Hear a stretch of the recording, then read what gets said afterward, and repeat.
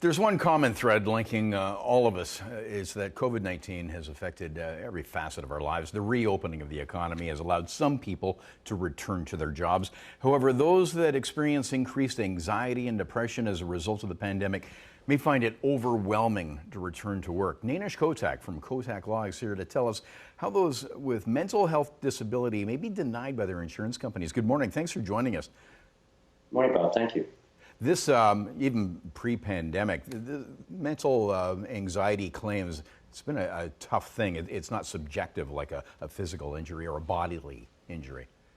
You're absolutely correct. The reality is there's a subset in the population that is experiencing overwhelming anxiety, exacerbation of depression-like symptoms, and will find it very difficult, in fact, to get back to work, while most people are looking forward to that.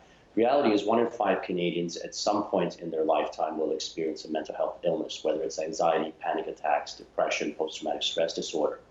The fact is, and you've alluded to this, the mental illness is invisible. It's very easy to prove a physical illness. You'll have a diagnosis, whether it's chronic pain, fibromyalgia, cancer. With mental illness, people tend to report it less, first of all, because of the stigma attached to it.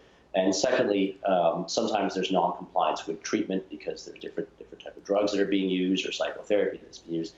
They're much easier to, in fact, deny these types of claims. And in fact, we're seeing many claims being denied for anxiety, people who are really just unable to get back to work. But I have a few tips, I think, that might help people in terms of what to do if they are facing overwhelming anxiety in terms of that fear of returning to work, the fear of COVID. Okay. Thank you. So first thing is you need the support of your physician, whether it's your treating family doctor or a specialist. And that discussion has to be made about whether or not it's advisable to return to work or not. And let's assume the doctor says it's not advisable, and you have, in fact, a disability plan available at work, whether it's short-term or long-term disability or both. So after that discussion's been made, you should talk to your HR department and certainly get the application for disability benefits ready to complete. There's a 3-part form. The first form is really the actual subjective complaints of the employees, the employee statement. They'll set out really what is troubling them and their own history. A second form is filled out by the employer. Again, it's very factual. It will talk about the first day of work, last day of work, what type of benefit was in fact paid for. I would say the most important form in the application process will be the physician's statement, because it's important that the physician not only give their impression or diagnosis that the person has anxiety, major depression, but they also need to comment on how that diagnosis has affected one's ability to function in the workforce, because this is what insurance companies are going to be looking at. What is the commentary on function? And if a doctor fills out the form correctly and deals with that issue, there's more likelihood, in fact, of success. Once the claim goes out, sorry.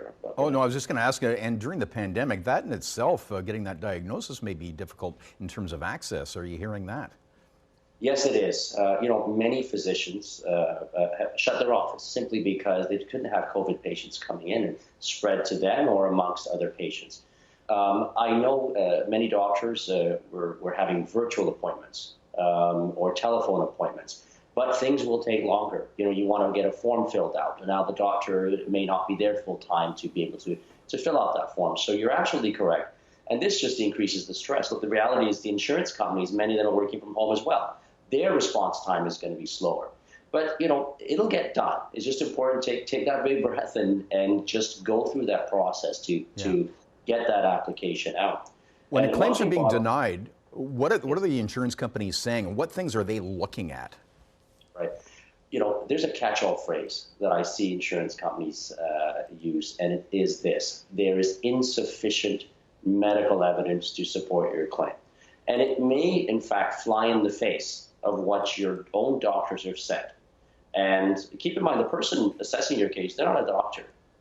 They may have resource at the insurance company to an in-house nurse or a doctor that may not even be in the specialty which the complaint is about. And they certainly haven't met or seen the claimant.